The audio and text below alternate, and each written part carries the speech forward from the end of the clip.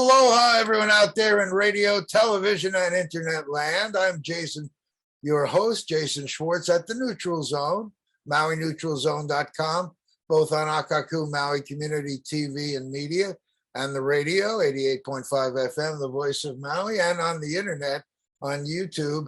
I have a terrific guest today. Not only is this guest distinguished, but he is a serving state House of Representatives for the state of Hawaii, but he's new in that he's running for state senate.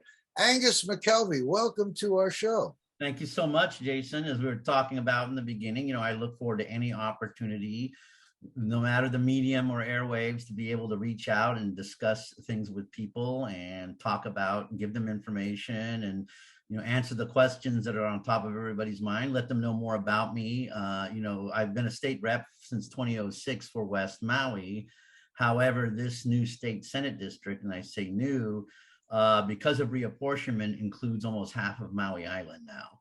And as such, there are a lot of people out there who don't know me, who have yet to hear what I have to say on different things. And so opportunities like this, I'm very grateful for, because really the challenge ahead is trying to get myself introduced and, getting to know a whole new swath of the community and constituency that, I didn't really have a chance to work for before, and try to tie in the fact that, yes, my successes, and continuing challenges have been in West Maui, but it can give them an idea of the track record of production that I can bring to their communities, and to try to tie our different communities together, because we have the same challenges. And when we're successful in one area, we can transplant that success elsewhere. And my favorite expression I use all the time, thanks to my friend Rep Roy Takumi, who came up with it, is a rising tide floats all boats.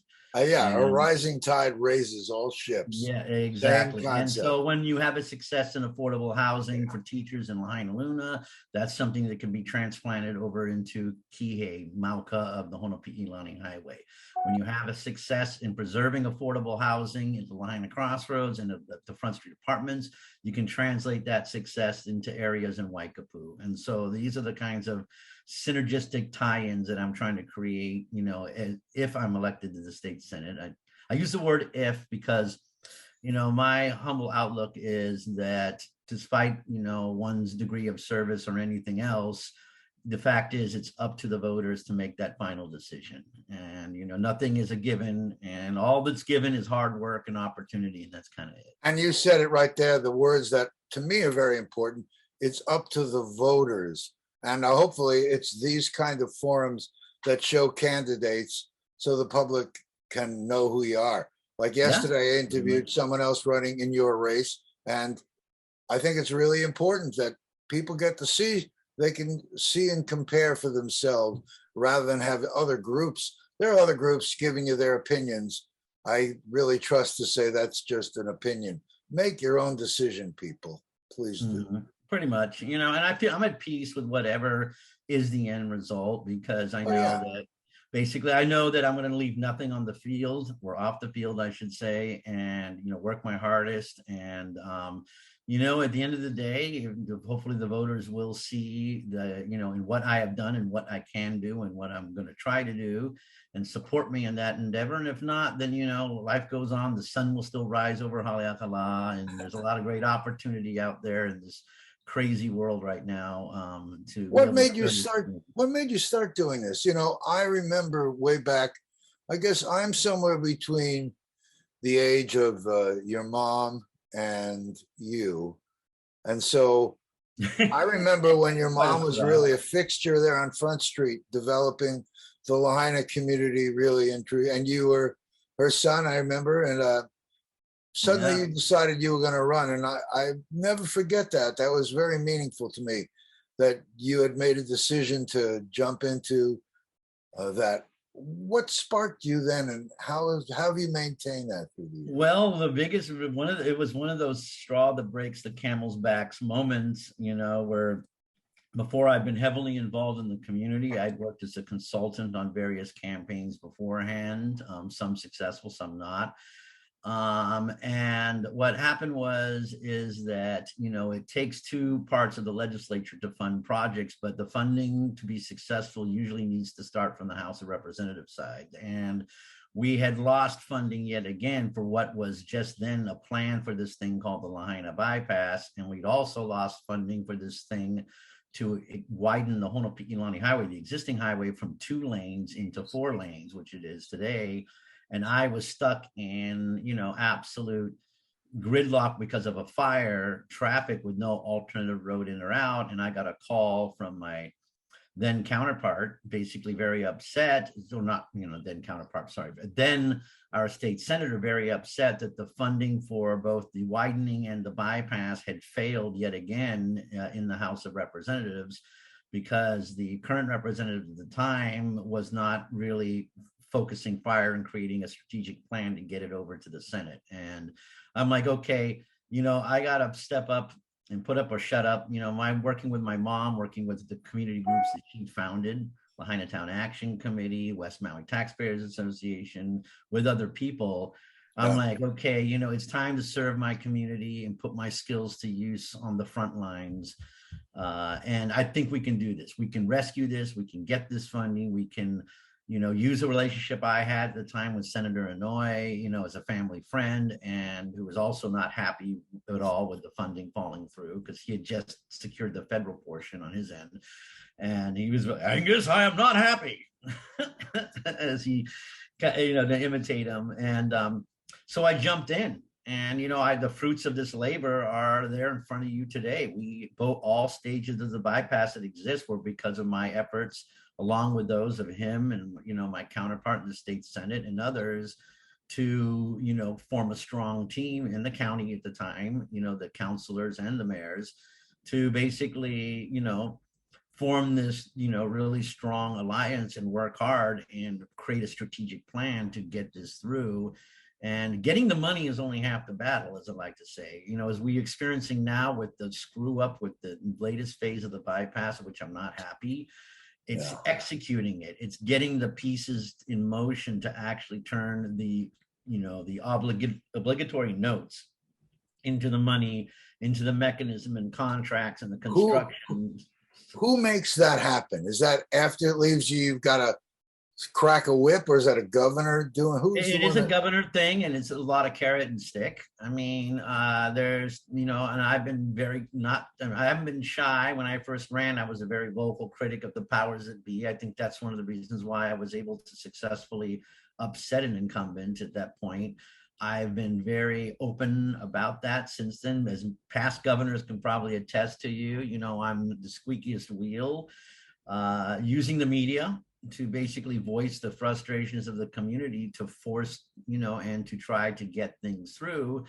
But at the same time, I understand there's a carrot, mechanism that needs to be employed as well, where it's like, okay, when good things happen, they will be acknowledged. The same soapbox that is used to bring criticism and fire is also used to bring credit and thanks. When the phase 2 of the bypass got done, and Neil Abercrombie, who I was kind of going to fisticuffs over it, helped to finally make it through and signed it, and then got the contracts out with the DOT. I was there at the groundbreaking with them, and hey, praised him. And my joke at the time was, yes, Virginia, there is a bypass, because it was around Christmas time. So, to show that, hey, look, these are the good things that can happen when we finally stop with these silos and turf wars, and they exist today. I mean, I'm hopeful that with the new governor, and I've made it clear to all the candidates who are running for governor, that when it's going to be a clean sweep of all the different departments and agencies, and we expect to have people's feet held to the fire, to have commitments made that can be followed through on. And as a state senator, you trade in the power of the purse from the House for the power of confirmation. And as I've said before, my pledge is, as these directors, DOT, DLNR, and deputy directors, highways, et cetera, come before the Senate committees and the body as a whole, to basically put their feet to the fire insofar as where they stand on supporting us in our Maui projects and our Maui priorities. And now that you're moving from where it begins there in the House, like you said, to the Senate where you kind of bottle it up. Do you have I imagine you do. You have a good working relationship with others that are still in the House or could well be in the House?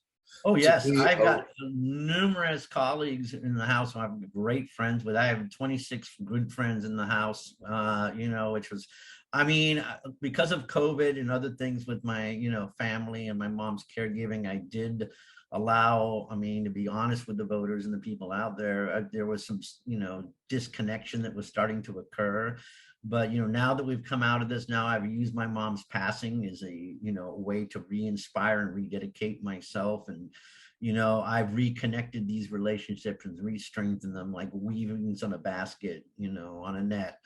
And, a lot of them wanted me to continue to come back to the House, but I'm like, no, because of the vacuum that's occurred, it is critical for the Maui community to have veteran leadership at the state Senate level. We could be looking at, a huge swath of completely new faces, and no dings on them. I admire them stepping up to the call for public service, but they have zero experience at all. And that's a very, very important and powerful thing to be saying.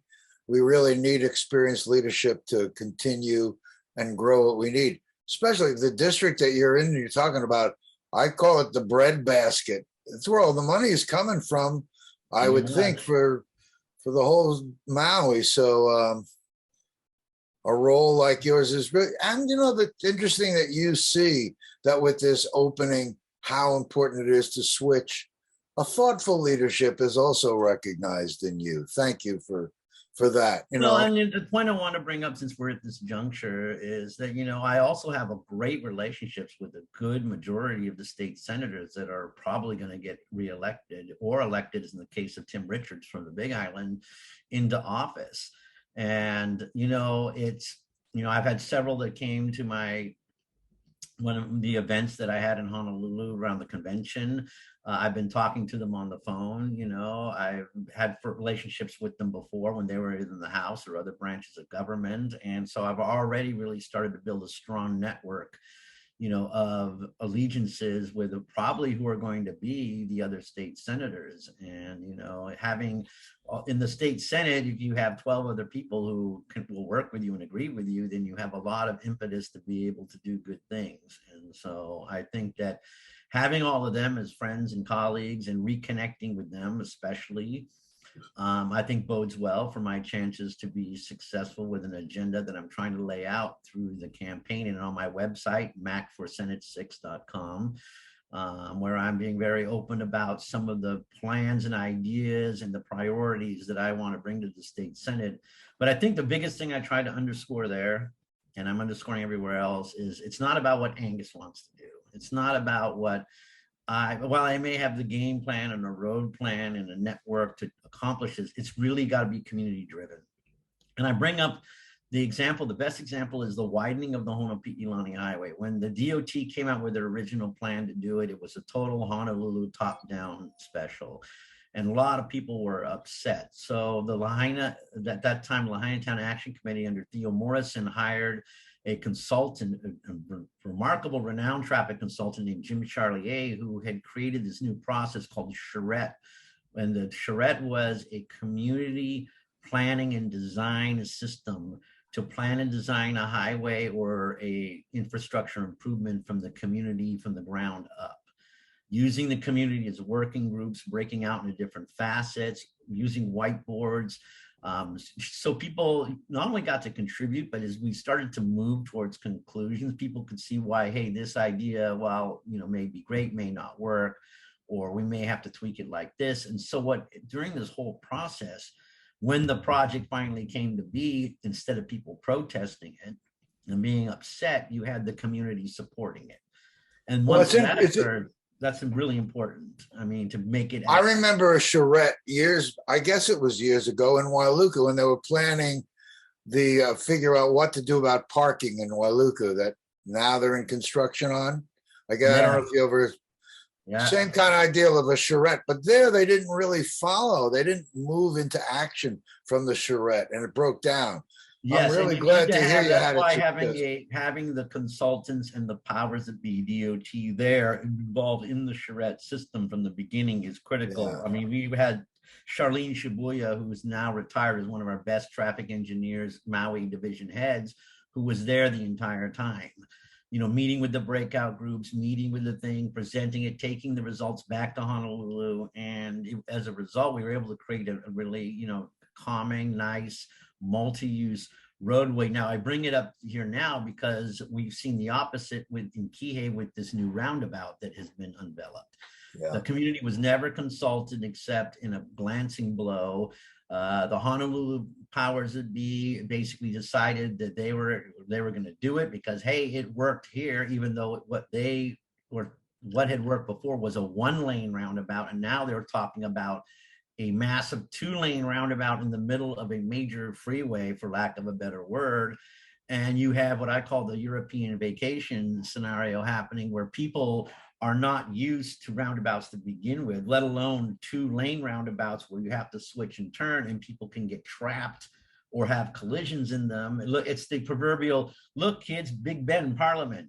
Look, kids, well, Big Ben Parliament, you know, because you can't get out of it. You're over and over and over. Now we all know that. I know that. You know that. Yeah, I mean, I saw the first 4-lane roundabout I ever saw was in Australia, and my brother was driving it, and it was basically the most hair knuckle experience, and it was insane. Of course, for everybody who was used to it for generations, it was a no-brainer. Same with Vancouver, Canada. You know, how I finally got used to using it was there's a place called Lummi Land, which is an Indian tribal land in Bellingham, and they built several of these 2-lane, multi-lane roundabouts, but there's no traffic on them. It's very quiet. So we were able to drive them with no other cars and get used to but there's a huge public education campaign, and I told the DOT that has to happen before you even break a single blade of grass or ground, and to instruct people on how they're used, what the right of way is. And you're going to have a strong police presence when it first opens to ensure that the traffic properly flows and people get used to it. And then finally, when that happens, it will work as function. But to just throw people to the wolves, to basically say, this is it, and start building it without the community being involved. And so people are like, hey, wait a second, this is our backyard. This is our major thoroughfare. Yeah, and that's the top. That's the top down you're talking about, Honolulu. They shove it at you and they don't really know what's going on in the community. So strong leadership by people like yourself, critical. That's, well, and I want to use these community group. The community group system is critical. We're lucky in West Maui to have several that are very robust and well established. We have a great gem in South Maui called the Kihei Community Association, with Mr. Mike Moran and his board, and I plan to lean on them. I actually joined and became a member, and you know, regardless of what happens with the election, it's a great organization, and that's the kind of apparatus I'd like to use to be able to not only have regular community meetings and outreaching, but when we move forward with the charrette system for other projects, to have their assistance and help in convening the forums and creating the working groups and putting the things on their gokihei.com website for people to be informed with. And I think that's a great apparatus to really tap into. And that is my hope as their state senator, is to use that organization and others in the Kihei, Wailea area to help have community-driven planning and prioritization of bills and projects, et cetera. Let me ask you a funny, odd question. I have an expression I use a lot. Sometimes it's difficult to remember that the original intention is to drain the swamp when you're up to your eyes in alligators. We have a lot of alligators going on around here.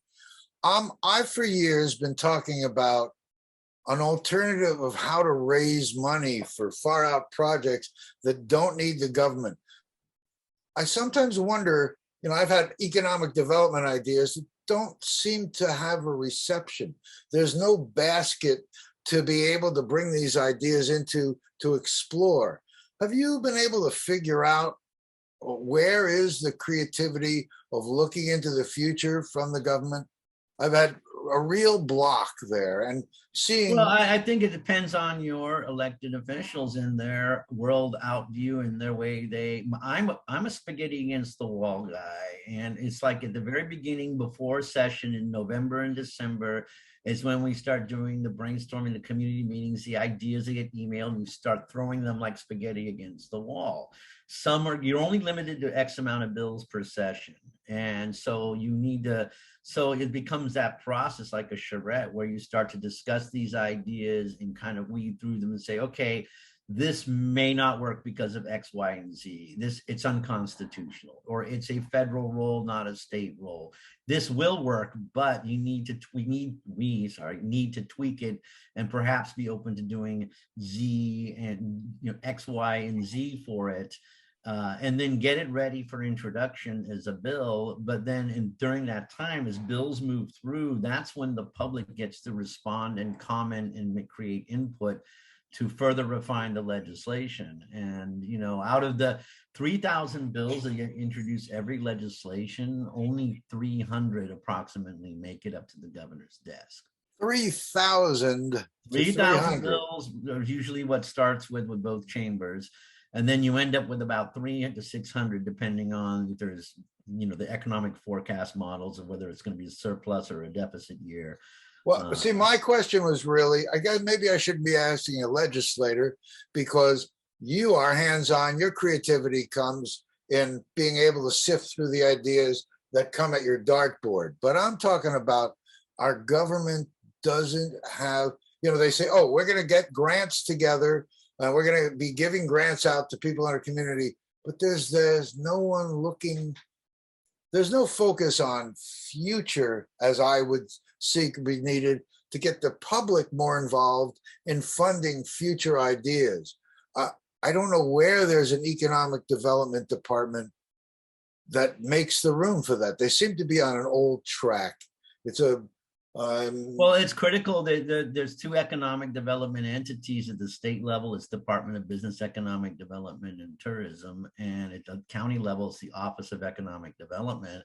But this is why having a clean sweep election of every office from the very top to the very bottom, this is a time with shows like yours to bring out the ideas and challenge these candidates on, okay, how do you plan to redefine and reinvent the paradigm of stagnation that has become, unfortunately, the model of economic development? And so that if they're successful, their nominees to the position will be challenged with those kinds of paradigm changing thoughts and ideas that you're talking about now. So that was the suggestion. I thought your eloquence about it here is really important. And it's a problem that isn't going away. I mean, because there's so many problems to handle, you end up spending most of your time on trying to handle problems and not really projecting into the future. There's talk about making more jobs happen here and giving us equal opportunity for the world.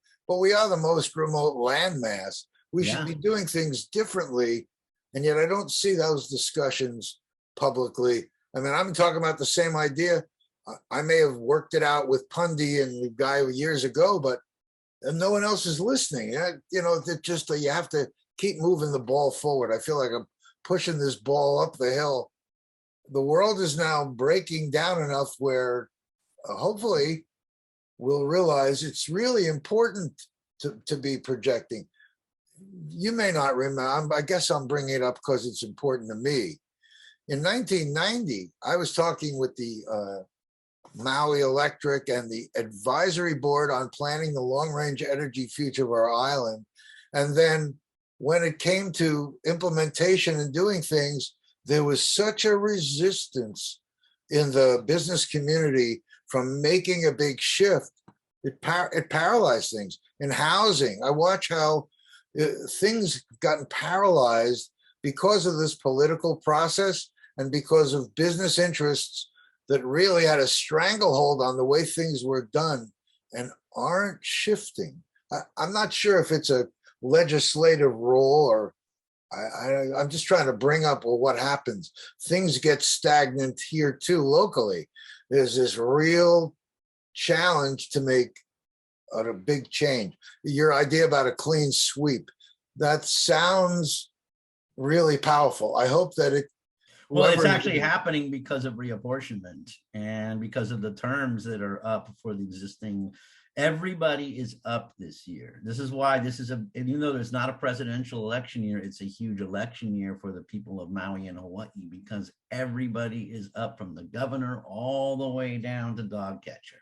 Wow. I mean, that's what I mean. That's challenging, though, in and of itself, to a lot of new candidates, because there's so many races with so many voices in every level that it's creating a cacophony, you know, to a lot of voters. Voters are going to get overwhelmed. One of the reasons why I'm kind of steering away from mailers and moving really hard towards social media, to programs like yours, to you know, YouTube, Instagram, electronic advertising, is that voters, especially when the ballots go out, are going to be getting literally reams and heaps of flyers, direct mailer flyers from every candidate under the sun. And you already have what they call, you know, marketing. I did marketing before I became a politician. And one of the things that we learned is that the attention, you don't operate in a vacuum. When you're marketing with everybody else marketing, and the span of a recipient is at best 5 seconds.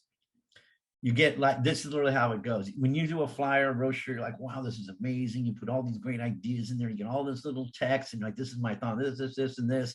And then you don't realize when the person gets it in the mail, they get it with a stack of things, and they literally go, whoop, trash, whoop, trash, whoop, trash.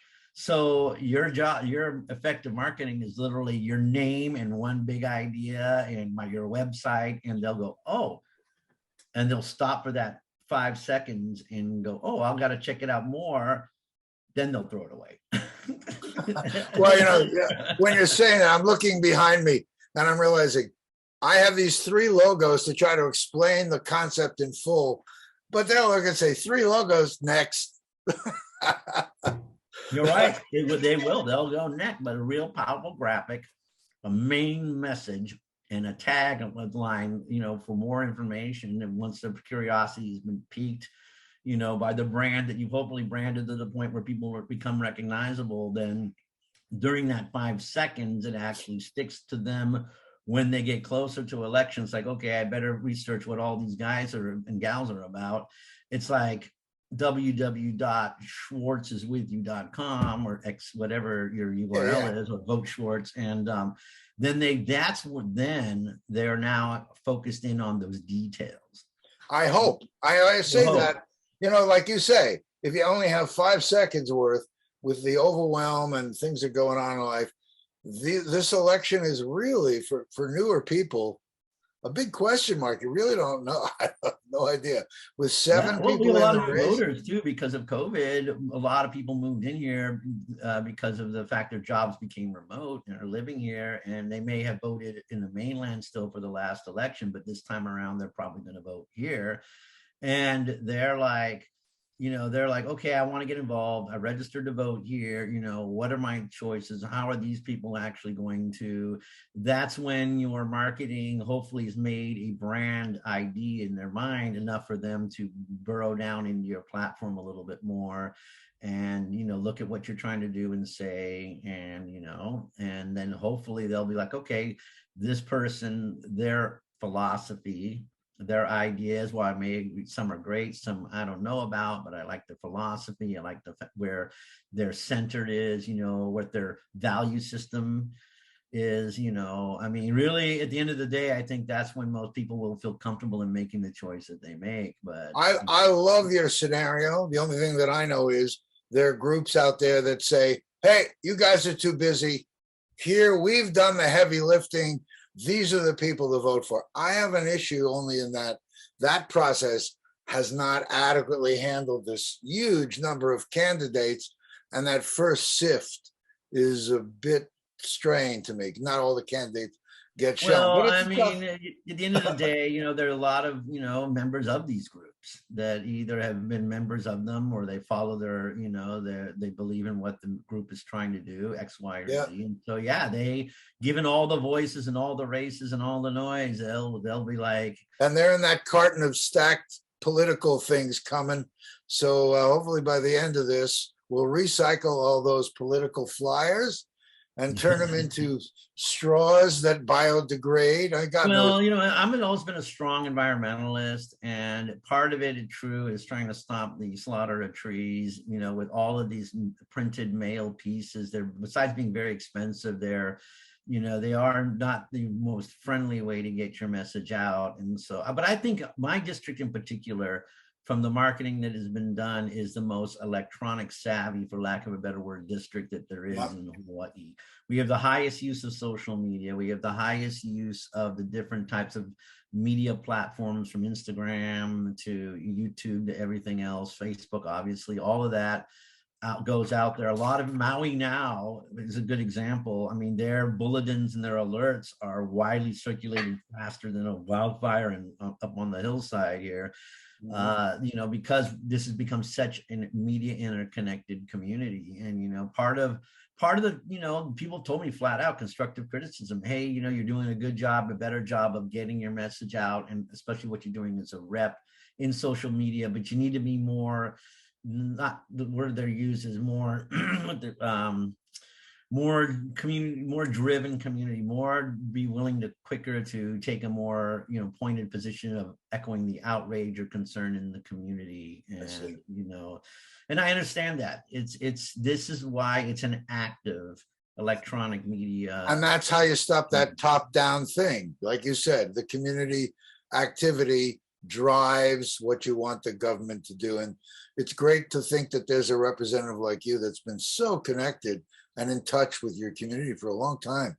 Well, and I, like I said before, I mean, I have been. I did let things kind of get a little frayed, but I'm really rededicating and redoubling to get back to my roots and get back to the critical importance of being connected, whether it's in the grocery store or whether it's on Facebook. You know, it's, you know, my door is always open, as I like to say. I freely give people my cell phone number, and, you know, you know, and, you know, but my one thing is like, hey, you know what, you may be pissed off, you may be upset, but, you know, don't come at me, you know, like a barrel of spider monkeys. You know, let's have an honest discussion. Let's, you know, in our DNA of public service, I think all of the, you know, candidates, you know, especially, and even my opponents have this in their DNA, the common DNA of wanting to help, of wanting to try to make it better, of wanting to address the situation. And so it's important that people don't immediately look at their electeds or their candidates, you know, as the enemy. But and you are only one of a number of voices, and your job is to secure money, right? Not only to make some plan, but to secure the money. If there's not enough money, someone's going to be disappointed. Yeah, so exactly. You know, I've been very successful in that endeavor. I point to things. I point to, and it's on my website, I point to everything from the Lahaina Luna football field, which went from a rutted mess into the state-of-the-art facility, to the new playground areas and classrooms at Lahaina Intermediate, Princess Nahiena, to the bypasses, all phases 1 and 2. And yes, we are going to get phase 3 done. Although we hit a huge stumbling block with COVID, because of that, I'm confident in the game plan we have to resurrect that and to use this unprecedented infrastructure funds to be able to not only do that, but to finally get this Honopi'ilani Highway moved inland away from the ocean and be able to abandon the seawalls, which is causing a whole slew of problems in and of themselves. So, yeah. Any other issues that before we close you'd like to make sure you address, or things? There's so many. I mean, I could keep you here for hours along with I try to lay them out on my website. I actually, let's make sure we get it. MAC is MC or MAC?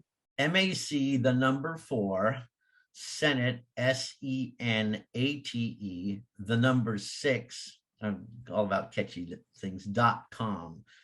I actually do cybersecurity on the side, and so yeah, that's one of the reasons why I like using numbers all the time. Right. Well, that's important. It'll be sitting up here so people can go to it. Yeah, they go check it out. I mean, we're going to be unveiling new features and things all the time. We have a brand new video we did with community members from Ma'alaya and Kihei, and in there. We'll be posting our updates on our Facebook page as well. And, we're going to be kicking off a new thing to allow people to set up video chats with me, with them and other interested groups via Zoom, and also starting to schedule in-person talk stories for people who are, or groups who are interested, Right. There's a way. Isn't it exciting? This time of all the technology has its good points and bad points. Oh, sure. Well, the bad points are what basically keeps, you need the bad with the good. Part of on the cyber side of what I kind of have gotten into is a thing called red team, where you emulate the bad side to better protect and promote the good side, and so it's the blue team is the good side, it's the defensive side. The red team is the attack side. It's the side that tries to basically break things, and it's through this kind of constant conflict, this Taoism of yin yang, that you can create better products, better technology, better systems, so that, as we saw with the remote learning that had to be instituted quickly, I will caution people from the very DOE from the very beginning. I'm like, look, you guys, if you don't constantly attack these systems and try to exploit them, other people will. And they did. And a lot of people had their information stolen. They lost a lot of money. And as a result, now your faith in this kind of technology and system is undermined. So, I think that if I'm elected to the state Senate, I plan to make this a very prominent part of my public policy platform. We need to be an active engager in red team testing, not only of our government systems, but also of our infrastructure, what I call our SCADA, our systems, which are our utilities, our water, our electrical, because other entities, Russia, will be looking to do the same. And if they're successful, it'll come at a very heavy cost. Yeah. Well, thank you for taking the time here with me. I hope that people will go to your website and, like please you say, please do share your this broadcast with me, if you don't mind, Jason, so I can put it on my Facebook page and promote it as well. And absolutely. I thank you for doing this. I really thank you for helping to create more opportunities for candidates like myself and other candidates to be able to get out there and have an honest discussion about things that are all over the board, things that are, that may not make the front page or may not make the hot button issue list, but people are interested in knowing. And really the big one is to getting to know candidates as a person, what their value system is about, and the background. And I think that's a part that unfortunately gets missed with all of the voices in the compressed time frame. Now, that's why I say I'm the long form. I don't know who's listening, but I take the long view. I'm hoping that someone will watch, and by the end of this, whether they agree with you on everything or not, the fact that they can sit and talk with you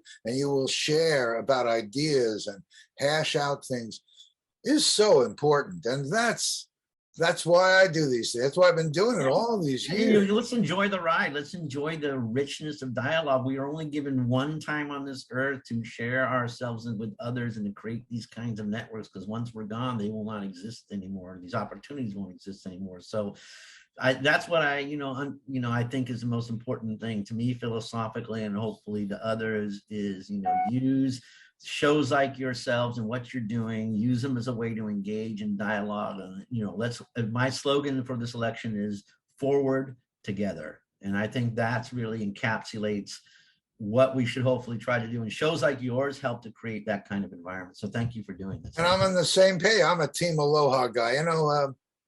It is a pleasure to talk to you. What I also like is you're not a facade. You're not putting on some face and a mask. You're very genuine, and it's very much appreciated. Well, I appreciate you doing this. I appreciate everybody out there listening and sharing it, and getting involved, get engaged. At the end of the day, whatever decision you make, just make it the Hawaii way, and just be involved and make that decision. And I think as a result, the wisdom of the public, the zeitgeist, will come forward, and we will have better decision making, and finally progress being made on all of these challenges that we have out here, particular to Hawaii. Well, thank you, Angus. Thank you for being here. And all you out there in listening, radio, TV, and internet land, you can watch this again if you'd like at MauiNeutralZone.com, or put YouTube and Angus McKelvey, Jason Schwartz up will pop. Thank you for all joining us. Thank you, Angus, again. Pleasure. Aloha, and have a great day, Jason. We'll talk to you soon. Okay. You will. Aloha.